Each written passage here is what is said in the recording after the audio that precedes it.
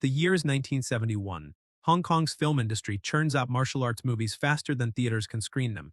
In a cramped third-floor studio on Nathan Road in Kowloon, the air smells of sweat, tiger balm, and the sweet char of street vendors' roasted chestnuts drifting through open windows. The wooden floor is scuffed and warped from decades of impact, its surface darker where blood and sweat have seeped into the grade brassica. It's 2:47 in the afternoon when Jackie Chan walks into that studio for the first time as a stunt coordinator's assistant. He's 17 years old, maybe 5'8" on a good day. His frame carries the wiry muscle of someone who's been thrown into walls professionally since age 8 at the Peking Opera School. He wears a simple white cotton shirt already dark with perspiration at the collar, black canvas pants, rubber-soled kung fu shoes with the fabric peeling at the toe. His hair is cut short, practical. There's a nervous energy in how he moves, quick, efficient, always ready to react. Jackie doesn't know it yet, but in exactly 4 minutes and 37 seconds, everything he thinks he knows about martial arts will be shattered. The studio buzzes with controlled chaos. 40-something crew members mill about, lighting technicians adjusting barn doors on Klieg lights, set designers touching up a plywood wall painted to look like ancient stone, extras in period costumes stretching hamstrings and rolling shoulders. The director, a tired man in his 50s with perpetual cigarette ash on his shirt, barks orders in rapid Cantonese. Someone drops a wooden practice sword. The clatter echoes. Jackie's here because his Saifu from the opera school recommended him. Good pay, steady work, a chance to be seen. The film industry is where former opera students go when their bodies start breaking down. From childhood training regimens that would be considered abuse anywhere else, Jackie's already accumulated 3 broken noses, a fractured skull, and more dislocated fingers than he can remember. He's 17 and his body is 30, but he can move. That's what the stunt coordinator noticed. The way Jackie flows from one position to another like water, finding the path of least resistance. The way he makes falling look accidental and intentional simultaneously. The way pain doesn't stop him. It just becomes part of the choreography. Today they're shooting a fight scene, generic period piece, good guy versus bad guys in a courtyard. The usual, Jackie's job is simple. Be one of the bad guys, take the hits, make the hero look good. Don't break anything the insurance won't cover. He's watching the lead actor rehearse when the studio door opens. The room doesn't go silent. That only happens in movies. But there's a shift, a change in air pressure. Conversations don't stop, but they lower in volume. People glance toward the door, then return to their tasks with studied casualness that reveals how carefully they're now paying attention. Bruce Lee walks in. He's 30 years old, 5'7.5", 135 pounds. He wears dark slacks and a simple black cotton shirt with the sleeves rolled to his elbows, revealing forearms that look like they're carved from teak, every muscle fiber visible beneath skin so thin it seems translucent. His movements are economical, nothing wasted. He doesn't swagger or announce himself. He simply enters, and the room reorganizes around him like iron filings near a magnet. Jackie has seen Bruce Lee's movies. Everyone has. The Big Boss came out earlier this year and shattered box office records. But seeing someone on screen and seeing them in person occupies different universes of experience. Bruce's eyes scan the room with the systematic precision of someone cataloging threats and exits simultaneously. His face is calm, not peaceful, calm. The difference is control. When his gaze passes over Jackie, there's no recognition, no particular interest. Jackie is furniture, set dressing, part of the background. It should feel dismissive. Instead, it feels accurate. The director hurries over, hand extended, smile wide and desperate in the way of men who need something from people who don't need them. Bruce shakes his hand. They speak briefly. The director gestures toward the set. Bruce nods. The director snaps his fingers at the stunt coordinator, who snaps his fingers at an assistant, who snaps his fingers at Jackie. You get in position. We're running the fight sequence for Mr. Lee. Jackie's heart rate increases. Not panic, adrenaline, the pre-performance chemical cocktail his body has been conditioned to produce since childhood. He moves to his mark, one of 5 stunt performers arranged in a semicircle around where the hero will stand. The lead actor takes his position, mid-30s. Decent enough fighter, trained in northern-style kung fu but never competed, never fought for real. His movements are technically correct and emotionally empty. Jackie can see it, the stunt coordinator can see it, the extras can see it.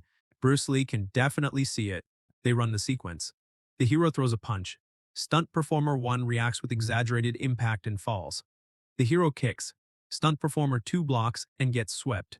Standard choreography. Nothing innovative, The kind of fight scene audiences have watched 1,000 times. Jackie executes his part perfectly. When the hero's punch comes toward his face, he snaps his head back with precise timing, making it look like devastating contact while maintaining the quarter-inch safety gap. He falls backward, rolls, stays down, professional clean, unremarkable. The director yells, "Cut," everyone relaxes. Again, Bruce says, his voice isn't loud.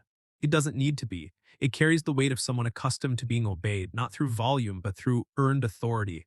They run it again. Same choreography, same results. Competent, safe, boring. Again, third time. Jackie notices Bruce has moved closer to the action. He's now standing 5 feet from the edge of the fight, arms crossed, weight balanced evenly on both legs. His expression hasn't changed. But his eyes are tracking everything. Not just the main action, every movement, every reaction, every moment of impact or near impact. Fourth time through the sequence, Jackie's turn comes. The hero's punch approaches his face. Jackie begins his rehearsed reaction. Stop. Bruce's voice cuts through the motion. Everyone freezes mid-choreography, an awkward tableau of suspended action. Bruce walks onto the set, directly to Jackie. This close, Jackie can see the details that photographs don't capture. The small scar above Bruce's left eyebrow, the way his shoulders sit in their sockets with predatory looseness, the complete absence of tension in his face despite the focused intensity of his attention. He smells like liniment and something else. Ozone, maybe, or the metallic scent that comes after lightning strikes. What's your name? Chan Kong Sung, Jackie's birth name. He hasn't started using Jackie yet, won't for another 2 years. You've trained. Not a question, an observation. Yes, sir. Peking Opera School, 9 years. Bruce nods slightly. Show me your stance. Jackie drops into a horse stance. Feet shoulder-width apart, knees bent, weight centered. Textbook. He's held this position for hours at a time with buckets of water hanging from his arms. His thighs could be carved from stone. Bruce circles him slowly, not inspecting, analyzing. Your foundation is solid. Your balance is excellent. He pauses. Your understanding is limited. The words aren't cruel, they're clinical. A doctor diagnosing a condition. Jackie doesn't respond. Doesn't know how to respond. At the opera school, you don't question your Sifu. You certainly don't argue. Bruce Lee isn't his Sifu, but the principle feels the same. You know how to take a hit, Bruce continues. You've taken thousands. Your body has memorized the choreography of pain, but do you know how to not be hit? Jackie blinks. The choreography requires. I'm not asking about choreography. I'm asking about fighting. The distinction lands like a slap. Jackie has trained since he was 8 years old. He can do backflips from a standstill. He can fall from a second-story balcony and roll into a standing position. He can make getting punched look like art, but he's never actually fought anyone. Not really. Not outside controlled environments where every movement is predetermined, every outcome negotiated, every impact calculated for maximum visual effect with minimum actual damage. Have you ever had to defend yourself? Bruce asks. Really defend yourself when you didn't know what was coming next? No, sir. Then you don't know Kung Fu. You know Kung Fu dancing. The words should sting. They do sting.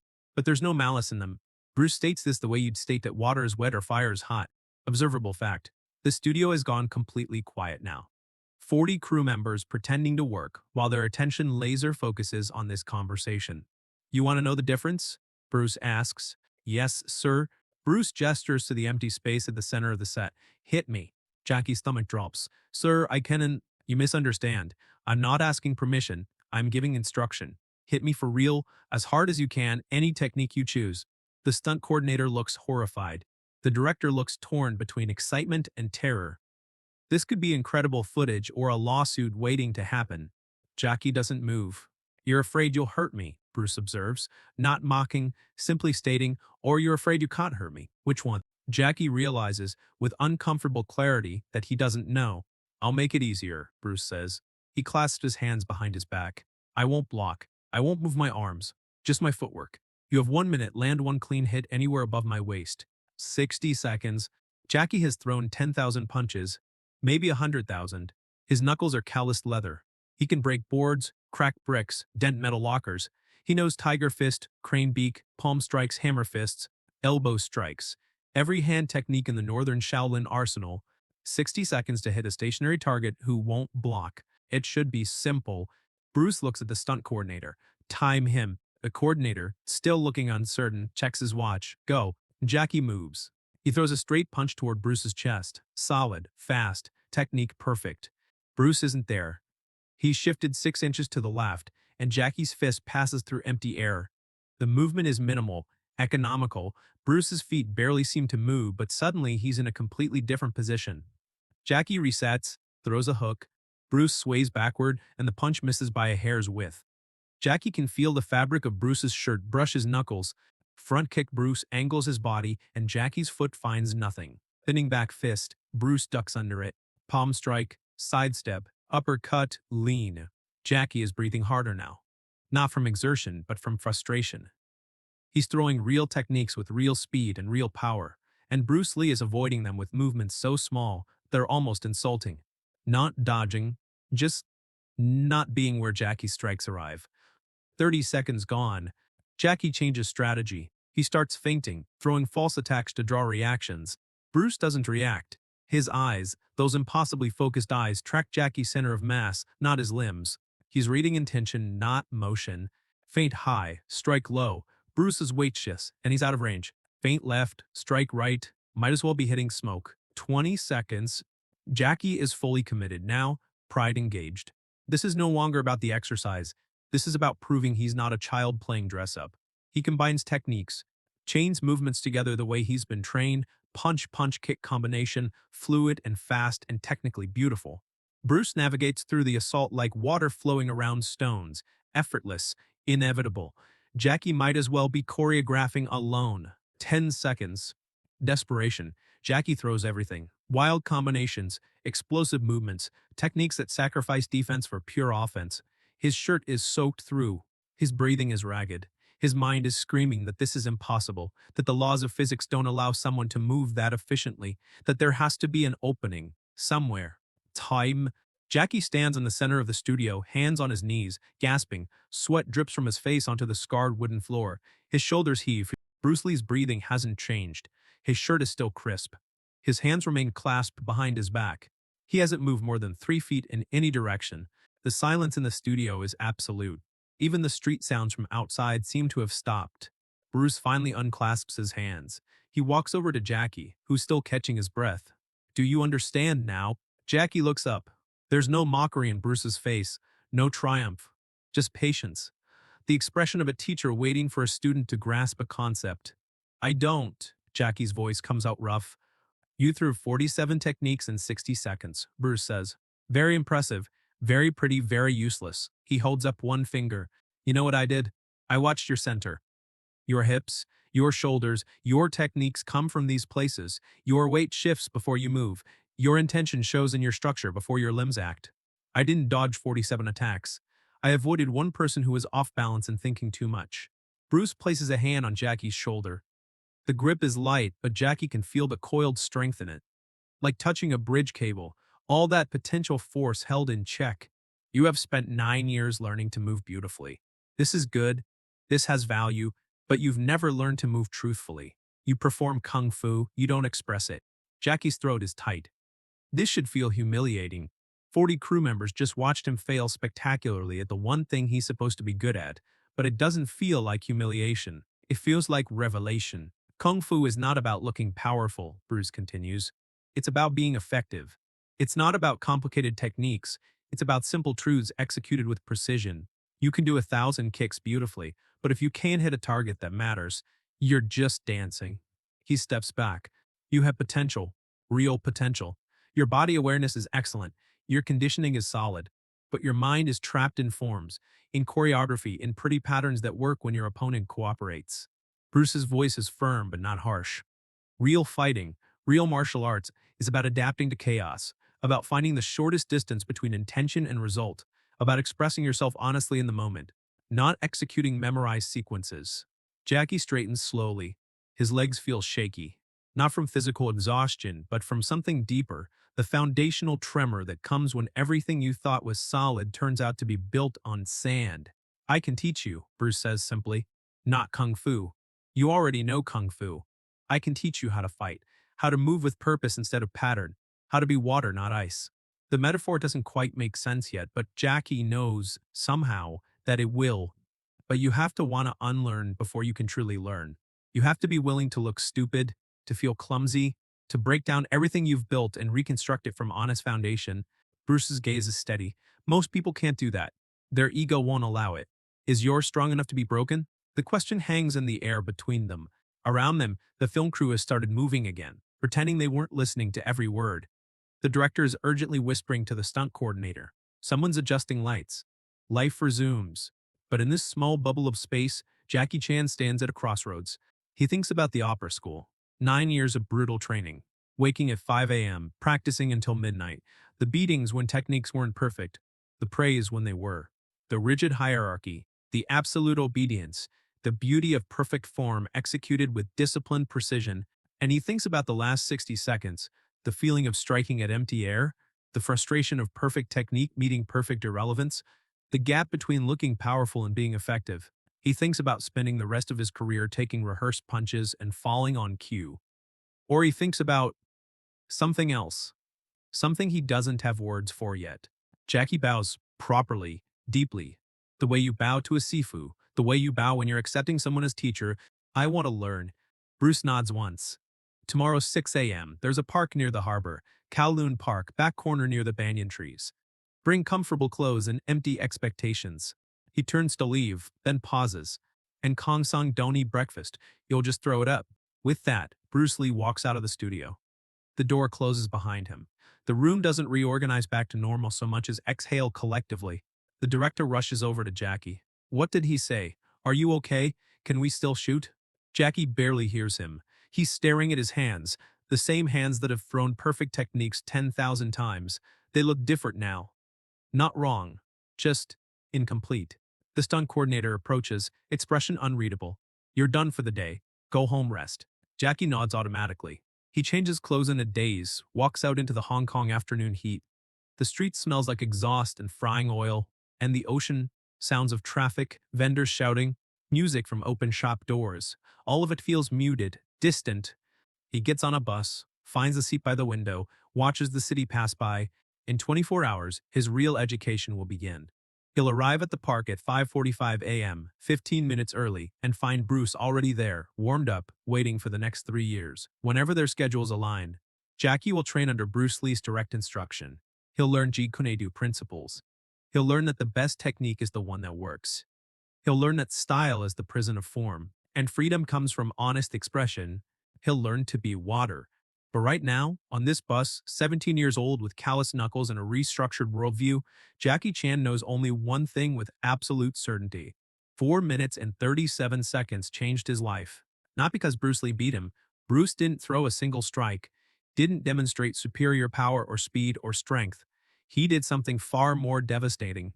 He showed Jackie that everything he knew was just the beginning, that mastery isn't reaching the top of a mountain. It's realizing how many mountains exist beyond the one you climbed. And here's the question that matters. When was the last time someone showed you that you didn't know as much as you thought you knew? When was the last time you stood in front of someone and realized your expertise was incomplete? When was the last time you bowed to a teacher, not because you had to, but because you finally understood how much further you could go? Most people spend their lives defending what they already know, protecting their techniques, guarding their expertise, building walls around their understanding and calling it mastery. But real growth requires demolition. Real learning requires humility. Real mastery requires admitting that perfection in the wrong direction is still wrong. Jackie Chan became one of the greatest action stars in cinema history, not because he was the most talented student at the opera school. He became great because on one afternoon in 1971, he had the strength to admit he wasn't as good as he thought. He was. That's the lesson. Not about martial arts, it's about life. Your ego can master technique. Only your humility can discover truth. Bruce Lee gave Jackie Chan 4 minutes and 37 seconds of empty air and changed his life forever. He didn't need to throw a single punch. He just needed to show a 17-year-old stunt performer the difference between knowing the path and walking the path. Who in your life is trying to show you that difference right now? And are you defending your technique, or are you willing to bow and learn?